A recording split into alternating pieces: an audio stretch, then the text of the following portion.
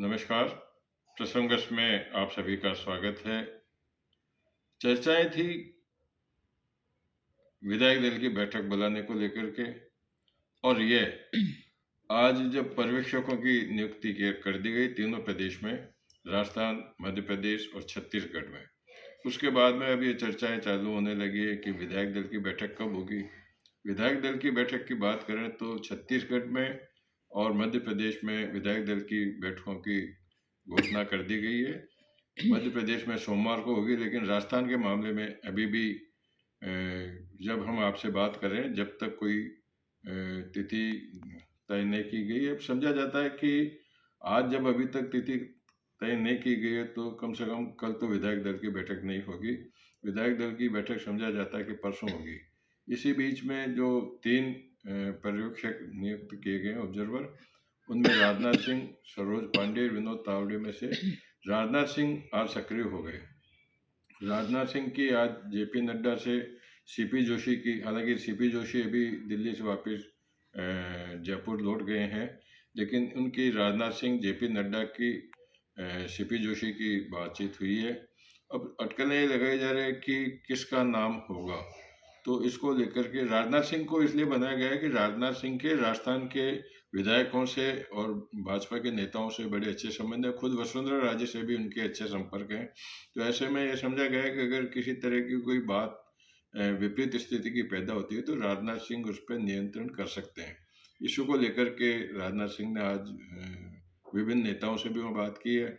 अब तिथि कब घोषित होती है उस पर सारी नज़रें टिकी हुई है, लेकिन जहाँ तक विधायक दल की बैठक का जो मामला है, उसमें ये अटकलें चर्चाएं हैं कि 2 तरह की बात होगी। या तो विधायक दल में पर्यवेक्षक जब दिल्ली से जयपुर आएंगे तो उनके लैंड होने तक उनको खुद को भी पता नहीं होगा कि उनके हाथ में किसके नाम का लिफाफा है। समझा जाता है कि वो लिफाफा विधायक दल की बैठक में ही खोला जाएगा, और या फिर ये होगा कि विधायक दल की बैठक के अंदर किसी बड़े विधायक से, जिसमें वसुंधरा भी हो सकती है, उन या बालकनाथ भी हो सकते हैं, उनसे एक प्रस्ताव रखवाया जाएगा मुख्यमंत्री के नाम का। उस पर समर्थन होने के बाद में फिर बंद लिफाफा होगा, और जब तक लिफाफा दिल्ली से मंजूर नहीं होगा जब तक उसको सीक्रेट रखा जाएगा। अमित शाह भी चाहते हैं कि ये भाजपा में जितनी भी पॉलिसी है उनको मीडिया तक जब तक नहीं पहुंचने देना चाहिए जब तक कि उस पर पूर्ण रूप से क्रियान्वित नहीं हो जाए। तो ये मामला बड़ी सरगर्मी से चल रहा है। अब कौन होगा, लेकिन अब एक चर्चा अब दोपहर बाद से एक ये आने लगी है कि जो भी मुख्यमंत्री होगा वो कम से कम विधायक तो नहीं होगा, विधायक से बाहर, यानी कि कोई हो सकता है केंद्रीय मंत्री हो या और कोई भाजपा का बड़ा नेता हो जो शपथ तो ले लेगा लेकिन 6 महीने के अंदर वो विधायक का चुनाव लड़ेगा। अब क्या होता है क्या नहीं होता है, ये देखने वाली बात होगी। इसी के साथ साथ में बात करते हैं मध्य प्रदेश की। तो मध्य प्रदेश में अब जो बातें सामने आ रही है उसके अंदर शिवराज सिंह ने जो दिल्ली जाने से मना किया था और छिंदवाड़ा में जाके उन्होंने प्रचार की बात कही थी, उसको लेकर के समझा जा रहा है कि उनको खुद को भी अभी एहसास हो गया कि अब मध्य प्रदेश के अंदर पहले नरोत्तम मिश्रा उनके गृह मंत्री हुआ करते थे, लेकिन वो बराबर मुख्यमंत्री के बराबर की पावर लेकर के चलते थे। शिवराज सिंह के सामने दिक्कत ये आ गई कि प्रहलाद पटेल, ये कैलाश विजयवर्गीय और नरेंद्र सिंह तोमर जैसे सीनियर जो लीडर्स हैं, जो जिसमें 2 केंद्रीय मंत्री भी हैं, वो विधायक के रूप में उनके सामने रहेंगे, मंत्री के रूप में रहेंगे। तो वो जिस तरह से पॉलिसियाँ लागू कर रहे थे, शायद हो सकता है कि वो इस बार अगर वो अपने फ्री हैंड नहीं रहेंगे तो उनकी जो अभी 5 साल 15 साल की छवि है उस पर कोई विपरीत प्रभाव पड़ सकता है। तो इसलिए हो सकता है वो भी मुख्यमंत्री के मामले में ज़्यादा इंटरेस्टेड नहीं हो। और सबसे बड़ी बात यह है कि आज शाम को ये कोई फोटो भी दिखाएंगे आपको कि भोपाल में प्रहलाद पटेल की और शिवराज सिंह चौहान की एक गुप्त बैठक हुई है बंद कमरे में, जिसमें एक दूसरे को उन्होंने बुक्के भेंट किए, एक दूसरे का स्वागत किया। इसका क्या अर्थ लगता है ये समझ से बाहर की बात है कि उन्होंने क्या दिया, क्या उनकी आपस में बात हुई। बात करते हैं आनंद पाल सिंह की, जो पुत्री है चरणजीत सिंह, उसने एक बयान दिया है जिसका वीडियो आपको बताएंगे। उसमें वो कह रही है कि कुछ बड़े राजस्थान के बड़े अधिकारी और कुछ बड़े नेता उनको गोगी मेड़ा वाले हत्याकांड में गलत प्रचारित करके उसको फंसाना चाह रहे हैं। उन्होंने कहा कि वो मेरे काकोसा है, मैं ऐसा नहीं कर सकती। उन्होंने इतना भी कहा कि मेरे जो पिताश्री थे आनंद पाल सिंह, उनको भी खाम में फंसाने की कोशिश की गई थी, वो भी राजनीति का शिकार हुए थे। वो वीडियो भी आपको बताएंगे।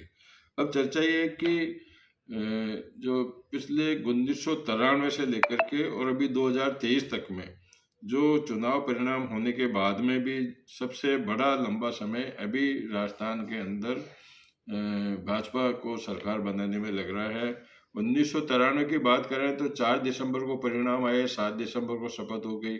98 में 29 नवंबर को परिणाम आए, 1 दिसंबर को शपथ हो गई। 2018 में 4 दिसंबर को परिणाम आए, 12 दिसंबर को शपथ हो गई। 13 में 8 को आए, 14 को हो गई। 18 में 11 दिसंबर को आए, 17 दिसंबर को हो गई, 6 दिन हो गए। लेकिन 2023 में 3 दिसंबर को आने के बाद में आज 8 दिसंबर हो गया है, तो 5 दिन हो गए। कल भी नहीं होगा, परसों भी समझा जाता है कि शपथ तो नहीं हो पाएगी, मंडे को ही शपथ हो जाएगी। लेकिन शपथ के मामले में जल्दबाजी इसलिए भी की जा रही है कि 11 तारीख के बाद में, मतलब 12 दिसंबर को अमावस है, उसके बाद में मलमास लग जाने के कारण 1 महीने तक कोई शुभ मुहूर्त नहीं है। तो जिस भी तरह से हो सके यह पक्का मान के चलना चाहिए कि सोमवार को किसी भी हालत में शपथ होगी। अब कौन मुख्यमंत्री बनेगा ये बात अलग है। चलते चलते बात कर लेते हैं कि तेलंगाना विधानसभा में जो एक प्रोटेम स्पीकर होता है, उसमें अकबरुद्दीन ओवैसी को उसका विधानसभा अध्यक्ष बनाया गया। वो विधायकों को शपथ दिलाएंगे। अभी दौसा में आज एक घटना हुई, एक 6 साल की बच्ची के साथ में जो दुष्कर्म हुआ, उसकी घटनाएं बड़ी तेजी से फैलने के बाद में राजनेता, चाहे कांग्रेस के हो चाहे बीजेपी को हो, जेके लोन अस्पताल में उनका आना जाना जारी है। वहाँ वो उसकी कुशल क्षेम पूछने जा रहे हैं। इसी के साथ में बात करते हैं अशोक गहलोत की। अशोक गहलोत को आज शाम को 5:30 बजे दिल्ली जाना था, लेकिन अचानक उनका प्रोग्राम स्थगित हो गया। इसी तरह से बात करते हैं कैश फॉर क्वारी के मामले में। तो टीएमसी कांग्रेस की नेता महुआ मोइत्रा की लोकसभा की सदस्यता आज रद्द कर दी गई है। उन पर पैसे लेकर के संसद में सवाल पूछने का आरोप था, जिसको लेकर के संसद की आचार समिति की सिफारिश पर उन्हें दोषी पाया जाने पर आज उनको लोकसभा की सदस्यता समाप्त कर दी गई। इसी तरह से नाथद्वारा में भी एक बड़ी घटना हुई है। नाथद्वारा में एक धर्मशाला में एक साधु का शव जला हुआ मिला।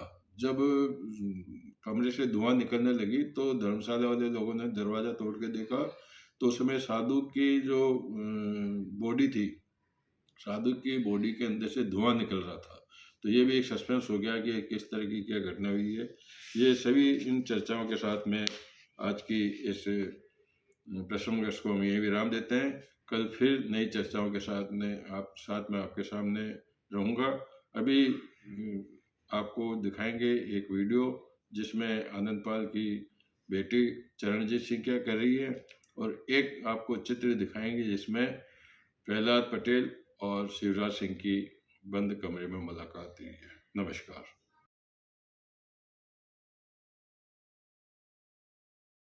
मैं चरणजीत आनंदपाल सिंह, आप सभी बड़ों को मेरा प्रणाम व छोटों को प्यार। हम सबके आदरणीय सुखदेव जी काउसा को भावपूर्ण श्रद्धांजलि। सुखदेव जी काउसा हमेशा से हमारे पारिवारिक सदस्य रहे हैं, परंतु कुछ दिनों से कुछ असामाजिक तथ्यों, प्रशासन व मीडिया द्वारा भ्रांति फैलाई जा रही है कि मैं काकुसा की हत्या में लिप्त हूँ। इसके लिए मैं सभी से ये कहना चाहूंगी कि सुखदेव जी काउसा वो शख्स है जो मेरे पिता की पुलिस द्वारा हत्या करने पर सबसे आगे खड़े थे उन्हें न्याय दिलाने के लिए। तो मैं उनके बारे में ऐसा करने के लिए कभी सोच भी नहीं सकती। इसके लिए मैं यही कहना चाहूंगी, इसमें मेरा कोई रोल नहीं है, पर इसमें मैं एक बात से हैरान हूं कि कुछ प्रशासनिक अधिकारी जो मेरे पापा का नाम ले रहे हैं, वो भी बिना किसी जांच के। मेरा उनको यही कहना है कि सही जांच करें, राजनीति नहीं।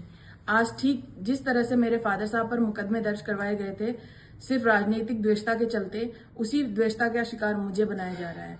अंत में मैं यही कहना चाहूंगी कि सुखदेव जी कौसा मेरे व मेरे परिवार के लिए हमेशा आदरणीय रहेंगे। धन्यवाद।